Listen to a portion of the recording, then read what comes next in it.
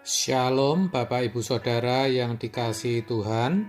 Seri pengajaran hari ini Rabu 24 Februari 2021 berjudul Kehendak Bebas Tetap Tidak Hilang. Kita akan baca terlebih dahulu Kejadian 1 ayat 27. Demikian. Maka Allah menciptakan manusia itu menurut gambarnya.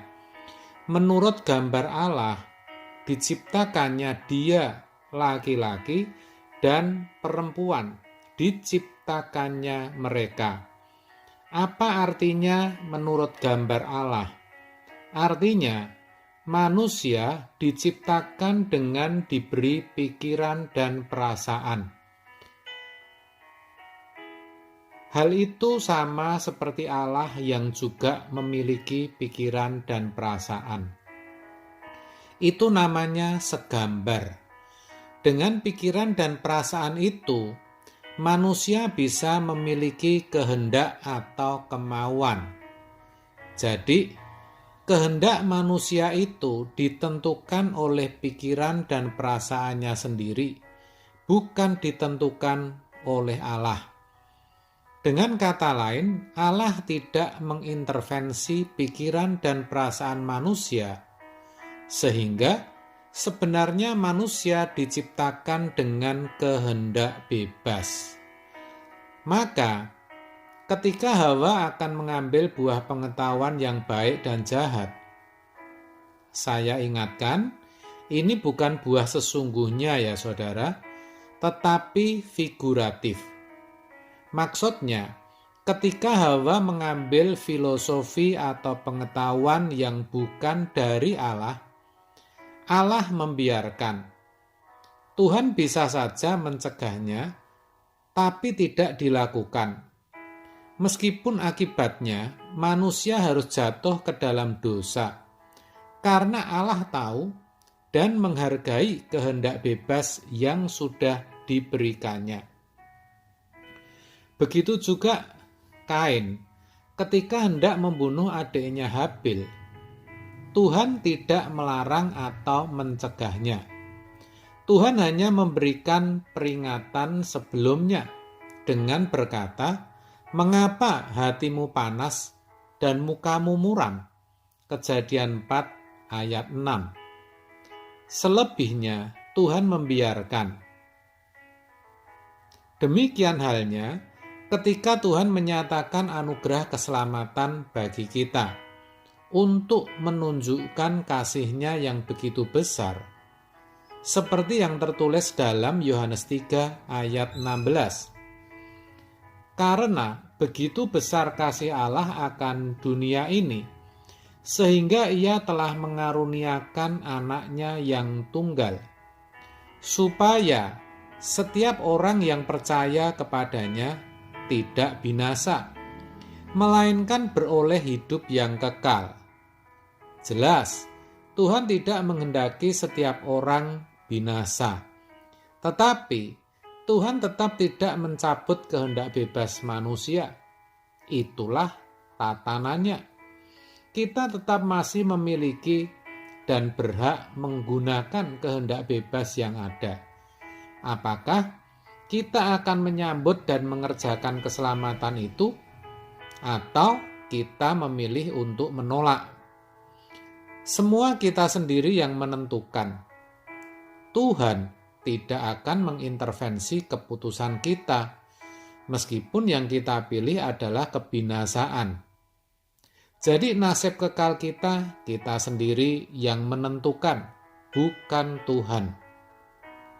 Yang Tuhan lakukan sama seperti ketika Ia memperlakukan Hawa dan Kain. Dalam hal ini Tuhan hanya memberikan fasilitas keselamatan. Setelah melakukan karya penebusan, Tuhan menyediakan Injil yang akan menuntun hidup kita. Allah juga menggarap kita melalui setiap peristiwa yang kita alami untuk mendidik kita agar bisa menjadi serupa dengan Yesus, yang artinya bisa dikembalikan ke rancangan semula.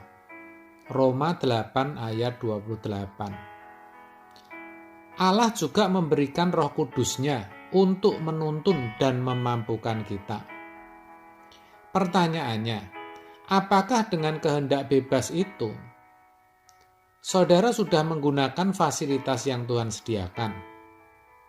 Coba tidak perlu langsung dijawab, tapi renungkan terlebih dahulu.